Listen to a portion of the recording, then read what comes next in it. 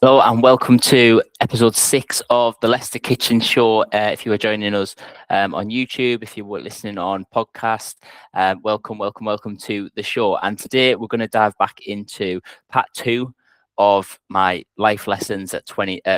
My life lessons at 25, the wishful thinking. My 25 life lessons at 34. So I recently turned 34 years old, and I did a podcast a couple of episodes ago talking about some of the big life lessons that have kind of helped me along the way. And I am certainly not someone who's figured it all out. I'm certainly not someone who's achieved massive success.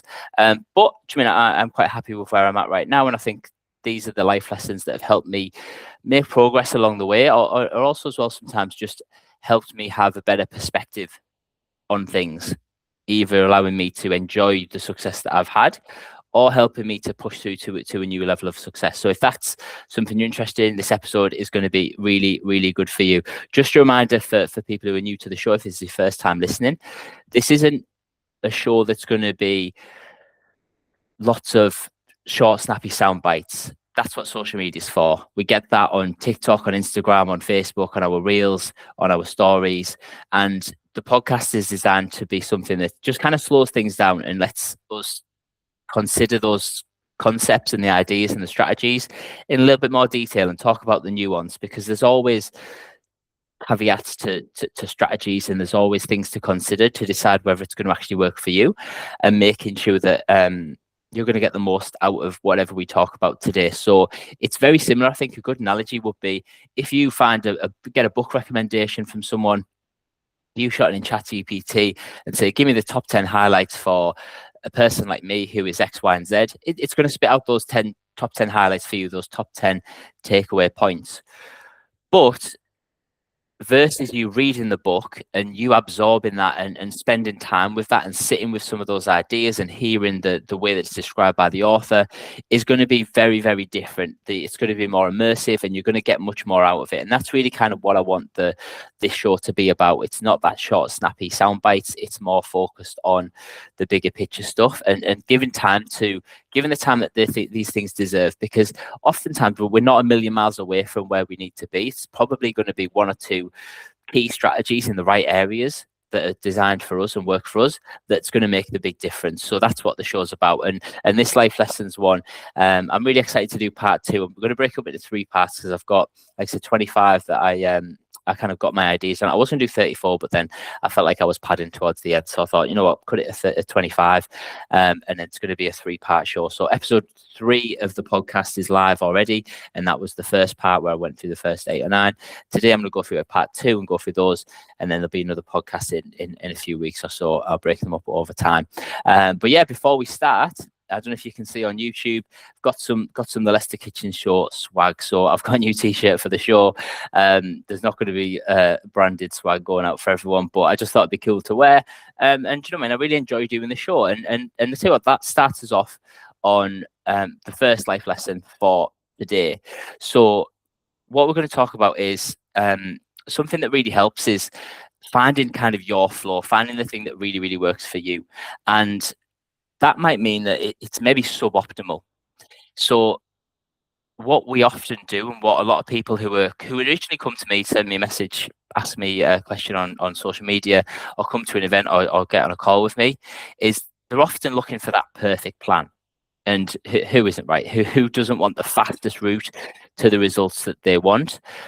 But the challenge is with the perfect plan is it's often not really built for the real world. And that's what my book, Fatless for the Real World, is all about. It's about acknowledging that there is no perfect plan.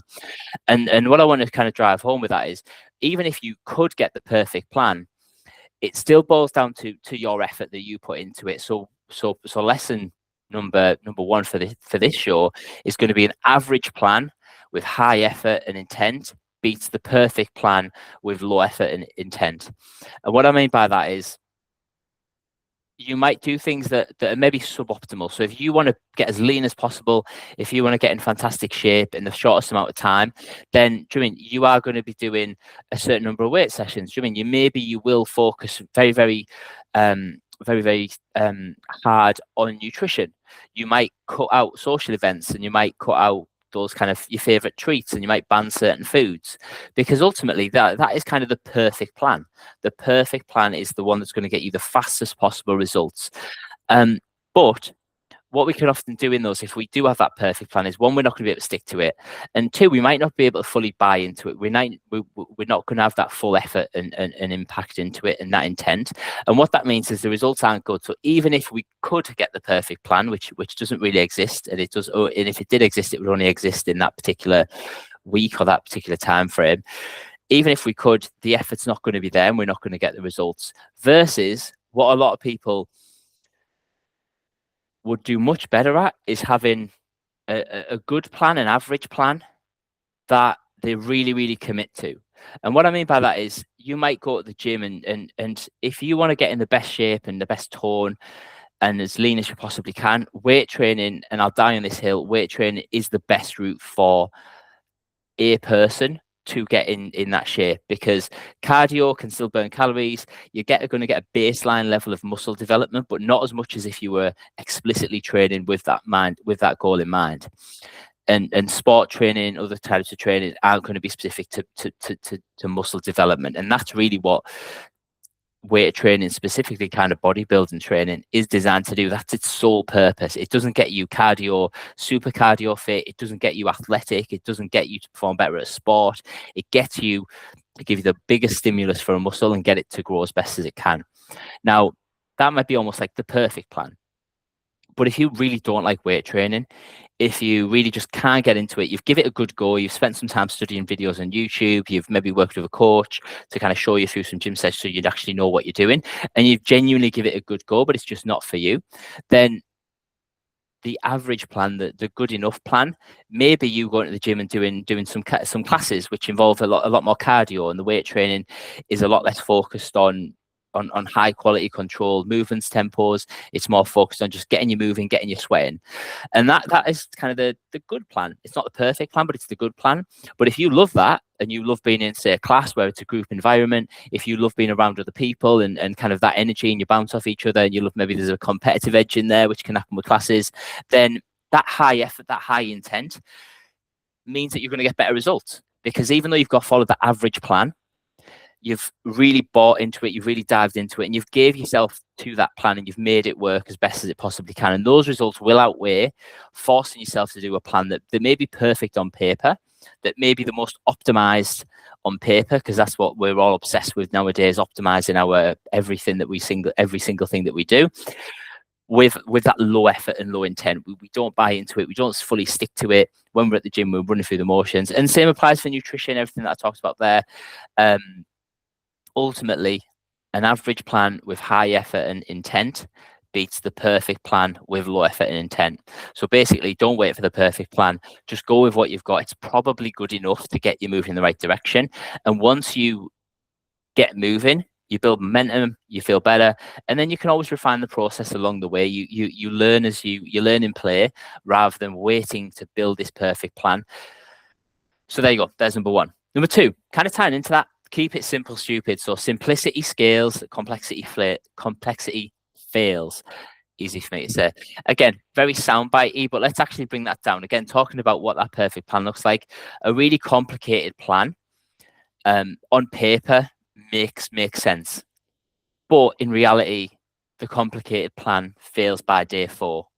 Whereas the simple plan, you can run that for as long as you need it. So again, if your sole purpose is to get in the best shape you've ever been in, then the complicated plan might be one for you. But most people also have work. And whether that takes up a lot of their time, whether that takes up a lot of their energy, whether that creates a lot of stress for them, that's going to draw from their ability to execute a complicated plan. A lot of people have families. They have partners. They might have children. They might have grandkids. There is a commitment, both through choice. Do you mean you want to spend time with your family? You want to have amazing time with your family? But there's also a commitment to that as well. There's stuff that you maybe have to do. Do you mean you've got to wash and dry all the kids' clothes, because they're not going to do it for themselves? And guess what? It's your job, your obligation as a parent to do that. So those things are going to also detract from your ability to follow a complicated plan. A social life, another one.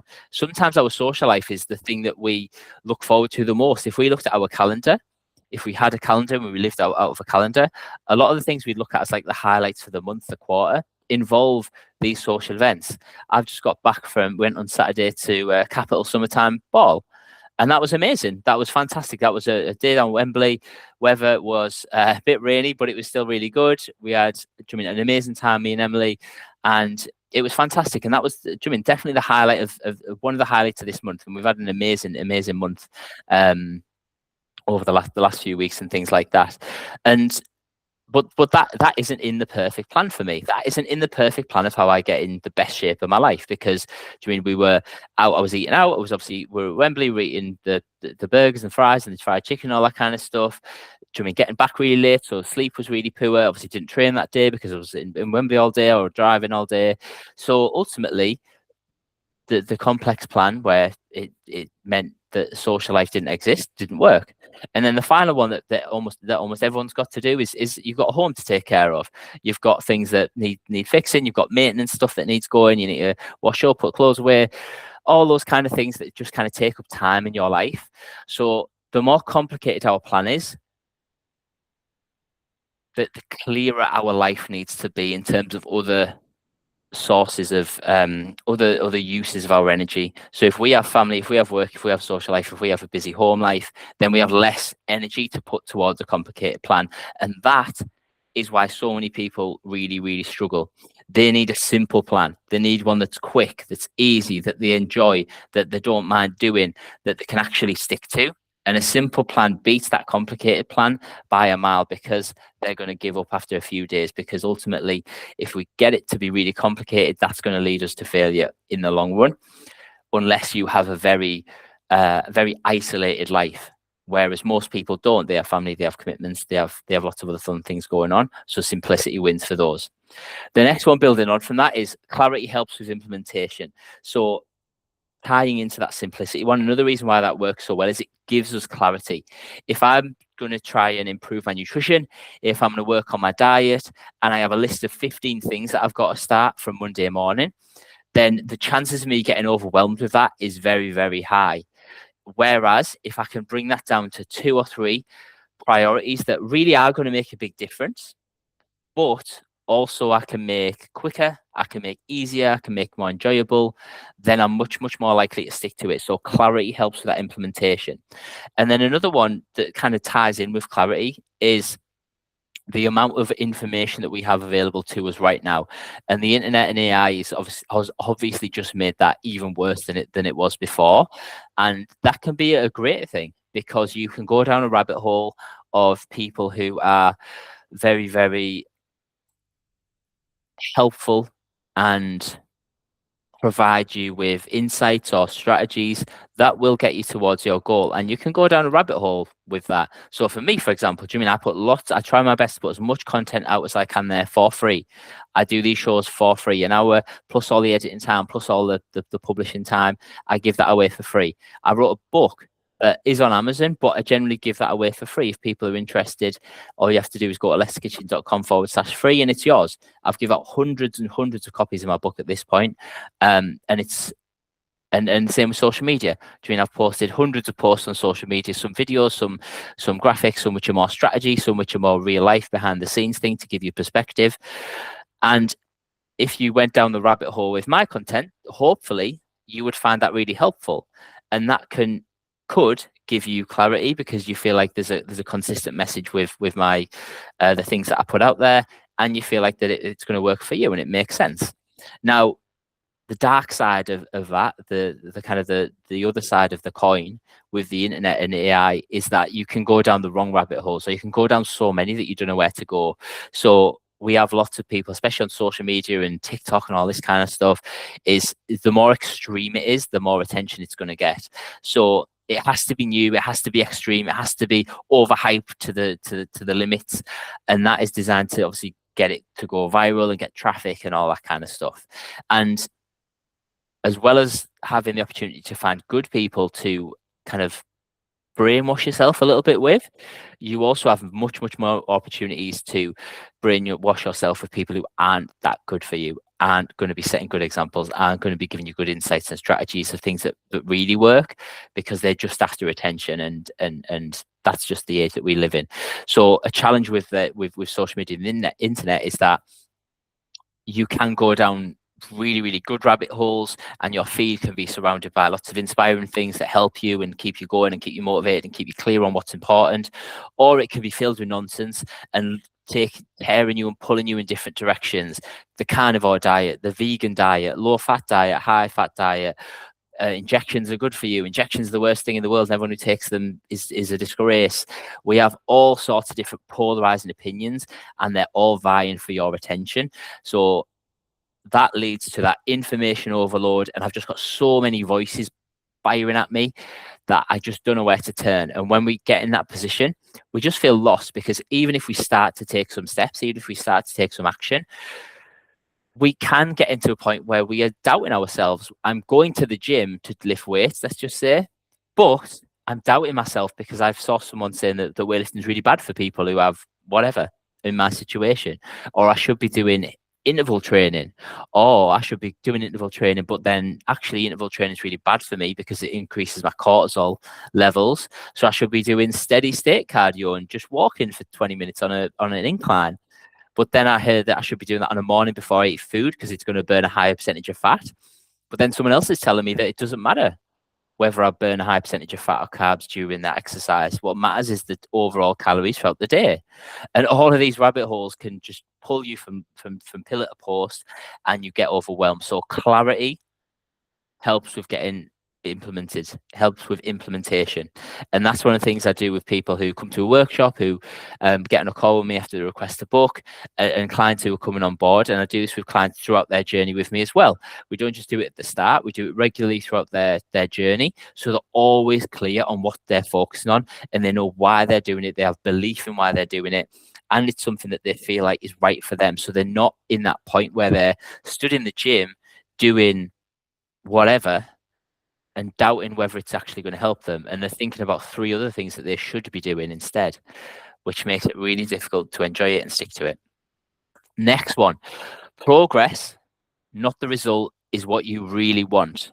Now, in terms of that, to kind of put that into context, so if you're a size 18 now, you think the goal is to get to a size 12, and that can be true, and there obviously is health benefits to being a size 12 versus a size 18, generally speaking.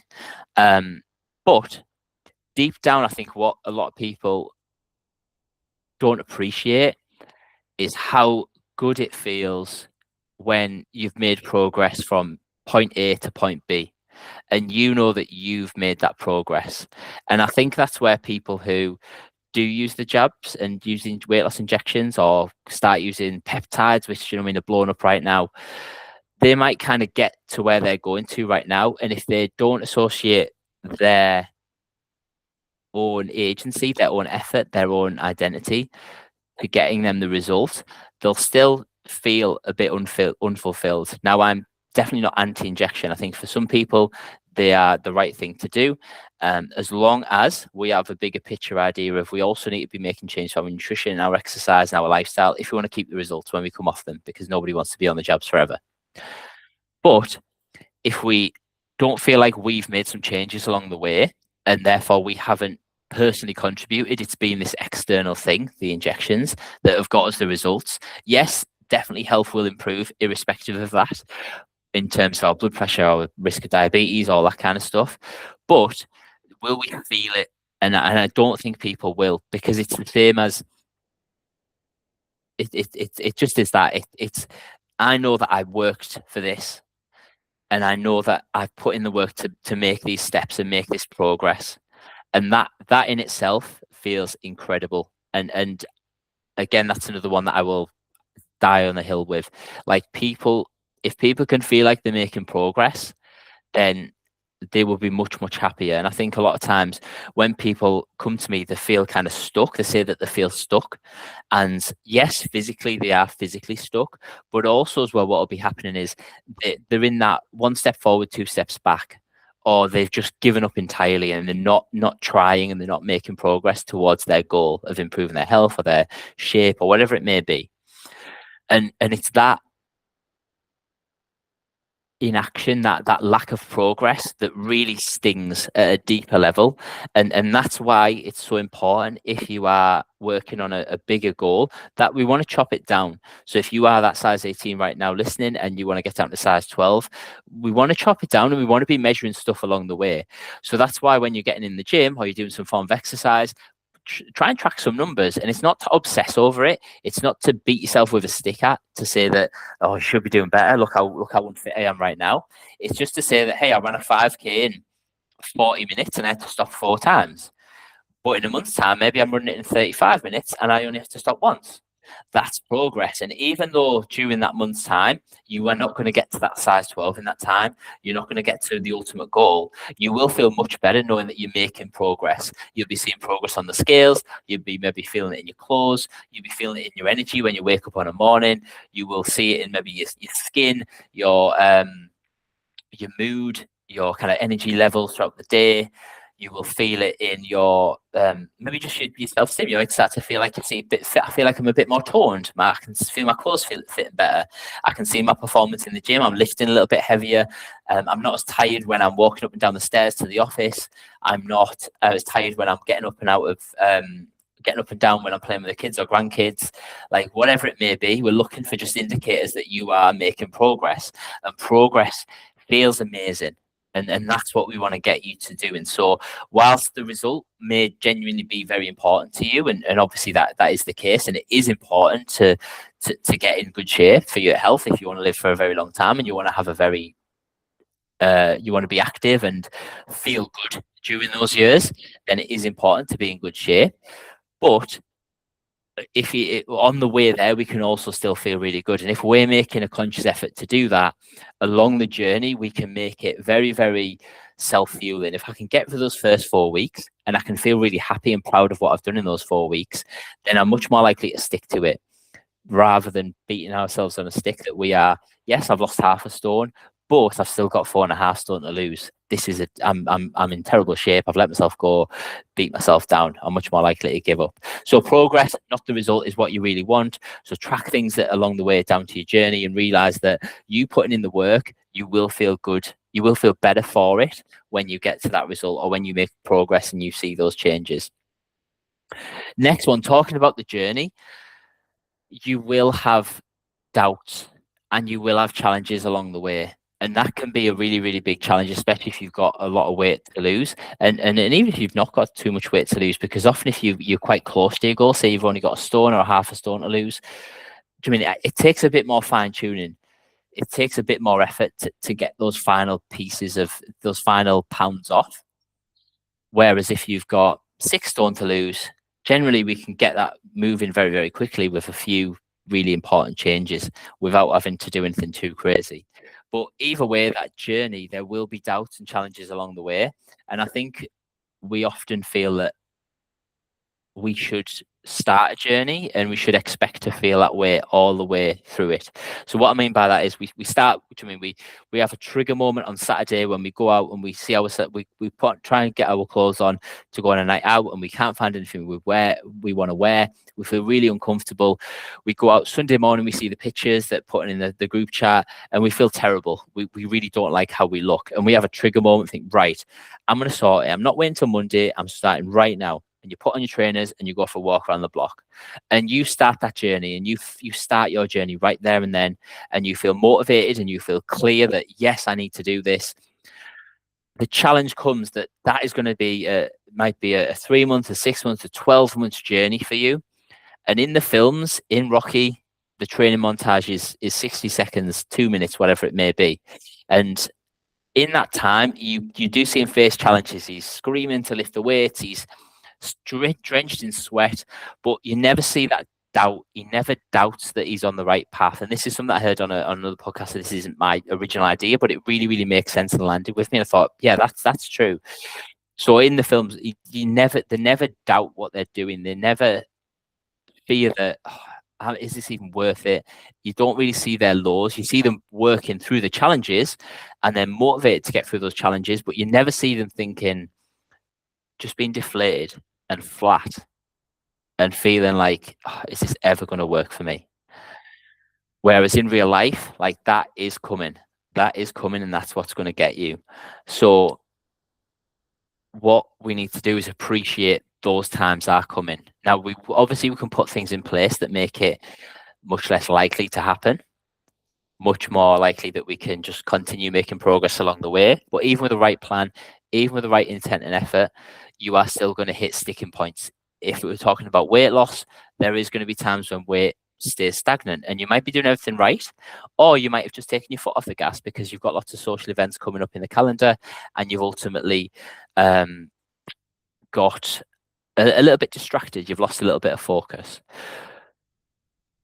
What the challenge is getting realigned at that point, because if we kind of get in that point where we think, oh, do you know what I mean? Is it going to work for me? It feels maybe, is it a bit hopeless? I've been down this road before where I've lost weight and then regained it. That doubt comes in, that doubt creeps in, and that can be really insidious and really, really stop us making progress, really stop us getting that gym, really get us out of the flow. And that's something we need to be aware of at the start of the journey. We're not always going to feel amazing. We're not always going to feel motivated and inspired. And we need something in place to just push through. And that's where I think coaching really, really takes it to the next level, because when you don't want to go to the gym, guess what? You've booked an appointment with your coach. So you're going to turn up because you're not a dick. You've said you've committed to spending this much money. You've invested in yourself. You've committed to this program. So guess what happens? People stick to it when they don't feel like it. And that's ultimately one of the things that's going to make or break it. Can you get through things when you don't feel like it? Because those times are going to come, and coaching is one of the things. It's not the absolute thing, but coaching for a lot of people is the thing that's going to get them to be able to endure and push through more than they would otherwise. And also, it's also going to help you make it easier and quicker and faster, more enjoyable along the way as well. So you have less of these doubts, these challenges, these moments of kind of feeling lost and a bit hopeless. Sticking with that movie theme, next one. There is rarely like a cinematic, dramatic turning point. It's often a number of small pivots. So in the movies, there's that huge event, and that can trigger a change. And that can be true for you, just like I just mentioned there with the going out on Saturday and feeling rubbish. But at the same time, you don't have to wait for that. And what often is the case is it's a number of small pivots along the way, and they usually give us the best results in the long run as well, because we've kind of evolved over time rather than having this big bang moment where everything changes. And I definitely did that when I was younger, in terms of when I was first started coaching I started first coaching in 2014, and I did that for a few years, and I worked with a few different business coaches and things like that. I was in my early 20s, and I just really, really struggled with the business side of it, and ultimately that's why I moved out of coaching in 2017. But I felt like I was kind of waiting for that moment. I was waiting for like something big, something cinematic to happen, where it would just kind of really land with me, and then I would kind of think, oh, okay, this is it now. This is the time. I'm going to figure it out. And it never came. And ultimately, I was doing well with clients. I was doing well in the gym, but ultimately the business kind of didn't really get where I wanted to get to, and I moved away from it. Whereas this time now, back in coaching, obviously I'm almost 10 years older, and much more experienced in terms of the business through the previous jobs that I worked at before I came back into coaching. So. And thinking about that, that was a lot of small pivots along the way. I didn't have that cinematic moment. I went to work for someone who was a fantastic businessman and also a fantastic marketer and salesman. And I learned how to kind of understood business at much more at a deeper level. And I worked for him doing like the market assistant, and I worked with the market manager. Then over the last year and a half, I worked directly with him for the marketing for the group. And ultimately, over those years, that was a number of small pivots of small lessons that kind of got me to the point of thinking, okay, well, now I can do this for myself, and I want to give this a go for myself. And hey, I mean, it might not, who knows, it might not work out, but I'm going to give it a really good go. And I feel like I'm never going to be more ready than I am right now. And all that came from those small pivots along the way, understanding the importance of writing a book, both for people to help people, but also in terms of using it as a way to bring people into my world. It gives you a chance to kind of experience me and get an idea of whether I'm right fit for you without you ever having to speak to me. This podcast, you could be listening to this podcast right now, and you may have never had a conversation with me in person, but it gives you a chance to understand who I am and whether you feel like I sound like I get you, and whether you feel like I'm a good fit. I was an out of shape dad, and I help out of shape dads and mums to get results and feel great without having to do anything extreme, without having to be in the gym every day, and without having to cut out the favorite foods or feel guilty for having a chocolate bar every now and again. So if that feels like something you're interested in, now you might be a bit more interested to reach out to me or send me a message or come to an event.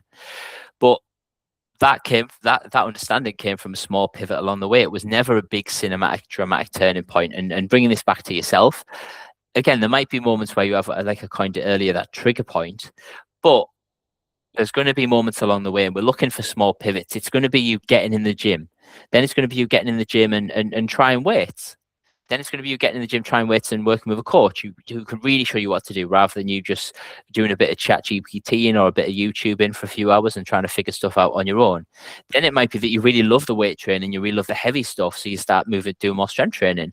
And years down the line, you look back and you've had all these series of small pivots that have taken you from hating the gym to being really confident and loving going to the gym. And again, not every single day, but you really find a purpose in there. You really found your thing and you love it and you enjoy it.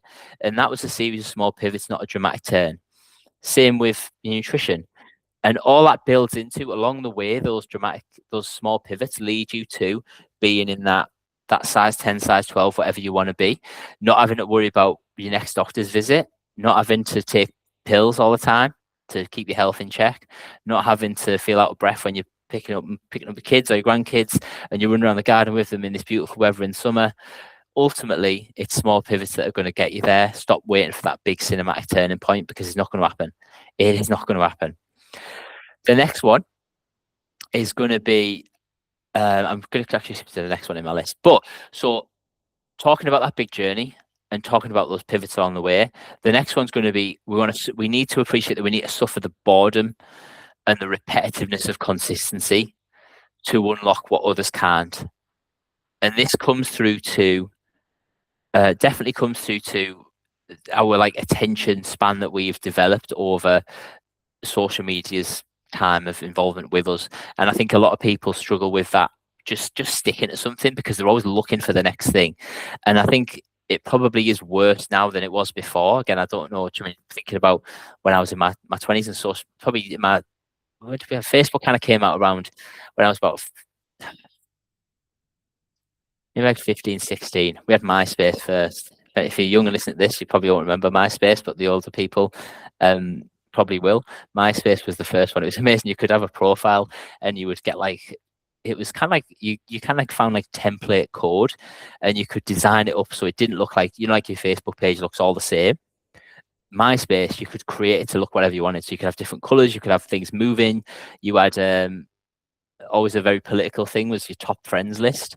So you'd have all your top friends listed 1 to 5. So that was like, that was a very strange thing, looking back at it. And then you could have music, you'd have a song that played when you came on your profile.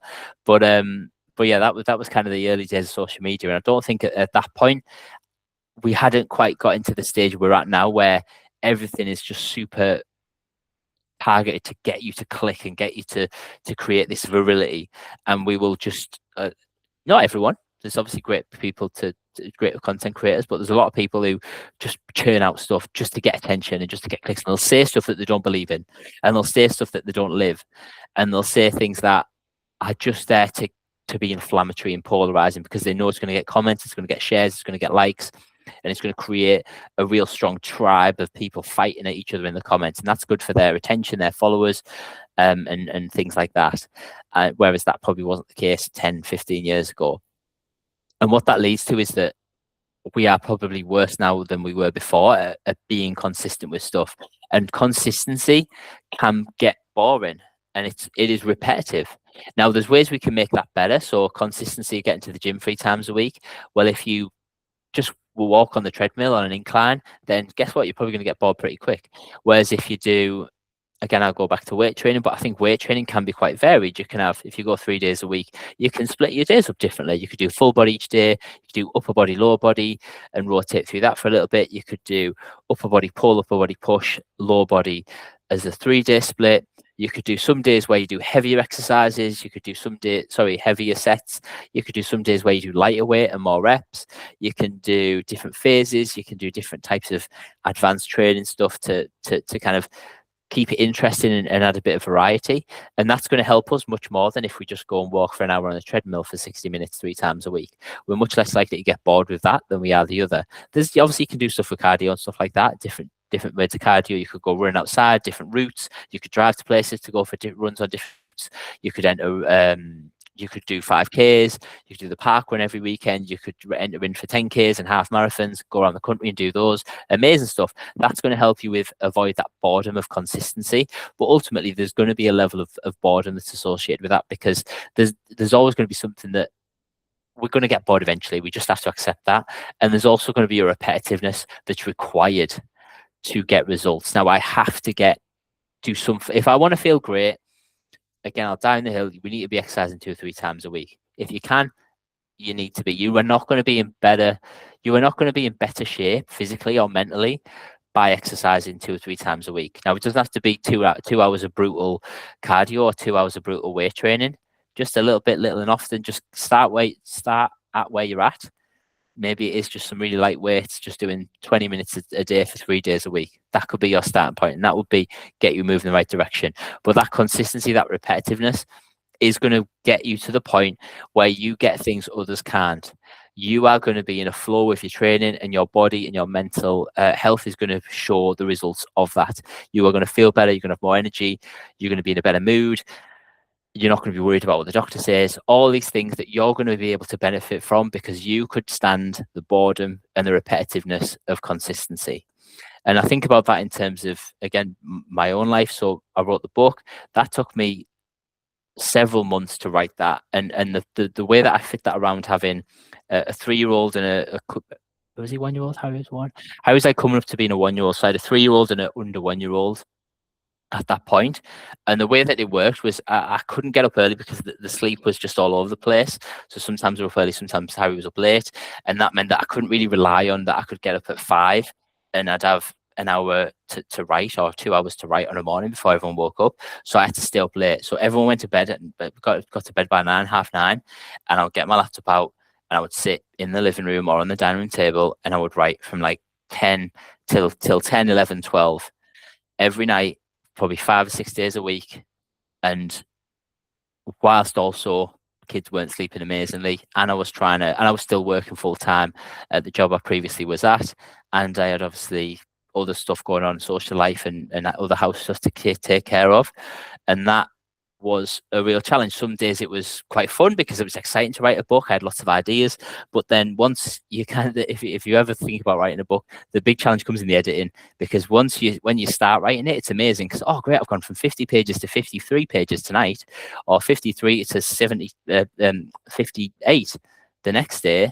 But then when you're editing, you spend weeks and weeks and weeks, and you've not really changed the page numbers. Obviously you've changed the text and what's inside it, but the actual the standout thing is the number of pages doesn't change.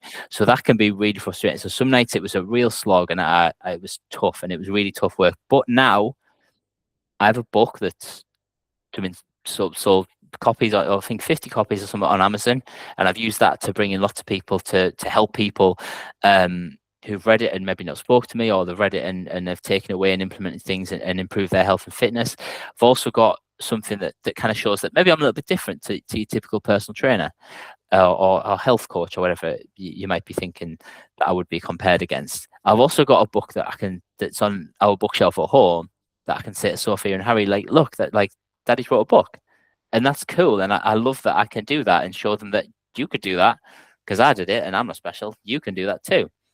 So I get to benefit. I unlock what others can't because I wrote a book. And whether you love the book or you think it's absolute toilet paper, that's a different matter.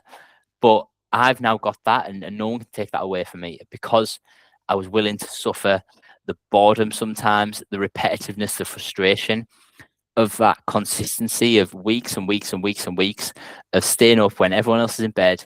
And I know I'm not going to probably get great sleep, and I'm underslept, and I've got everything else to juggle as well to write this book. And now I can have that, and no one can take that away. And that's the same thing for you as well. If you are someone who is getting in the gym consistency and you are finding it repetitive and boring, yes, the things you can do to freshen it up and make it more enjoyable. But ultimately, there is an element of you've just got to get through that a little bit. But remember what's on the other side of that. It's going to sleep on a night, not worrying about your health. It's being able to feel really confident when you're at the beach on holiday or by the pool. You get that because you suffered the boredom and the repetitiveness of that consistency. So bear that in mind as well when it's going through a tough time. A good thing I heard as well was just like, I can't remember the other phrase, but essentially you're going to get what others can't because you'll do what others won't. Something along those lines, because the people who you see around you who aren't in shape also can't bear that the price of consistency. And yes, there's different circumstances, so don't come at me and say, oh well, yeah, but I've got this going on. But ultimately, we can, like you said, it could be 3 15-minute workouts a week, could be walks if you've got bad knees or bad hips, could just be going for a walk, could be getting an exercise bike and going doing an exercise bike at the gym, low impact. Again, it's not an elitist method of what exercise is. It's finding something for you, doing that consistently. And it might not get you to be in six-pack shape in front of men's health or women's health, but it'll get you damn sight closer to where you want to be. And that's ultimately what the goal is. And the final one for today, because I'm conscious of time, the final one we'll wrap up on part 2 of this 25 life lessons at 34 is sometimes holding ground is a big win. So this is, again, looking at that bigger picture, the journey of your fat loss transformation is going to be, obviously it'd be amazing if we lost 2 pounds a week on average, or if we lost 2 pounds a week every week until we hit our goal weight. Like that would be a dream, if only. But life's going to get busy. You're going to get sick. You've got family commitments, work commitments, social stuff going on at home. Sometimes you're just really not feeling it. So life's going to kind of throw curveballs at you. And along your journey, you need to be able to deal with those curveballs. And what a lot of people will do is they'll struggle to accept that they've not hit their target, the original target. They plan to go 3 times to the gym each week. The world kind of crumbles down around them, so they can only get in once. Now, what we need to do is just think, okay, well, this week I'm holding ground. I write about this in my book. I call it, it's like a little section, the fallback protocol. And it's basically I just need to reevaluate what my target is for this week. So if I've said, hey, I'm going to get to 3 sessions a week, and I plan that in, but then life throws me a curveball, I then need to think, okay, am I letting myself off the hook? And am I giving myself an excuse? And am I making an excuse to be lazy? No. I've genuinely got this reason why it's really, really difficult for me to get in the gym 3 times this week. So what I'm going to do is I'm going to adjust that target. I'm going to get in once in the gym, and I'm going to do a 15-minute walk on a morning before I start working from home on Wednesday and Friday. Now, by doing that, I accept that I'm probably not going to get as good results as I could if I'd done 3 days a week in the gym. But I might hold ground this week. And I might just keep the ball ticking. I might just keep it ticking over, keep the ball moving. And then next week, when life clears, whatever the drama has gone, I can now just slot back into that 3-day week. And I'm back off and I'm back in. Bang. There's my next 2 pounds. And I'm flying. So sometimes holding ground is a win on those busy weeks. It comes down to having that awareness of being able to say, do you mean I am okay with accepting that I'm not going to get as good results this week, and I'm not letting myself off the hook. I'm not making an excuse. I have a genuine reason why I can't do this, and this is my plan to get the best out of the situation. And that's really all we want to be doing. Every week, you're almost doing a little review. What's coming up this week? It's a clear week. Great. Original. Let's go plan A. I've got social event on Friday and Saturday. Okay, well, I need to make some adjustments because I know they're going to probably have higher calories in them. So I need to make some adjustments and accept that I might not have the best week possible, because guess what? I'm at a wedding on Saturday and it's a birthday meal out on Friday as well. I want to enjoy those things. I'm going to accept that they're going to slow me down a little bit, but I'm not going to take it to heart. I'm not going to get derailed, and I'm going to make sure that I hold ground, and then I can hit the ground running on the next Monday once that's passed. And really, that's where we want to get to, and that is going to be a big win for you as well. So it'd be great if you could lose 2 pounds a week. It's not going to happen. Life's going to throw curveballs at you, or you're going to get a bit deflated. You're going to get ill. You're going to lose a bit of motivation, a little bit of focus. It's about how quickly you can get back on, and that is going to enable you to get from that size 18 to size 12 or whatever it may be. your point A to your point B is going to be along the way. There's going to be peaks and troughs and ups and downs, and it's accepting that and making adjustments along the way. So there we go. Part 2 of life lessons at 34. So I hope you enjoyed the show. It was I enjoyed doing it. I really enjoyed doing these as well. So if you do enjoy them as well, make sure to subscribe, like, comment, all those other good things. Send it to someone who you feel like is maybe struggling with the topics that we're talking about. That would be really appreciated. And if you do enjoy the show, the next best thing is to get a free copy of my book. So it's on Amazon. You can buy it on Amazon if you want. It's called Fat Loss for the Real World. But I would love to send you a free copy. So if you go to lesterkitchen.com/free, you can enter your info and get a free digital copy instantly to your inbox. You can read it. It's got loads of information in there. It's going to help you, loads of strategies and loads of the things that we're talking about here. It's not just this is what a carb is, this is what a protein is. It's got very little of that tactical information in. It's got lots of practical strategies designed for people just like me and you who have busy lives and want to get results and want to feel amazing and confident and happy and healthy without having to do crash diets, without having to spend all our times in the gym doing workouts that we hate, and without having to cancel our plans or ban our favorite food. So lesterkitchen.com/free. That is where you should go right now if you've enjoyed the show. If you haven't enjoyed the show, then I apologize for wasting your time. And don't tune in for the next one. If you did, then keep an eye out for the next one. Where we're going to go through. I've got a couple of ideas for the next ones I'm going to talk about. Some people have been having conversations with me that I think would be really helpful for others to hear. So if you do have any questions, fire them over. If you see something on the internet that you think is interesting or you'd like to hear my take on it, then please do let me know. I'm more than happy to do something that's really specific, audience driven, as well as just me coming up with the ideas and from conversations I've had. So have a fantastic rest of your day. And if you do need anything, if you feel like you are struggling, the book is the best starting point for you. So get that. It's completely free.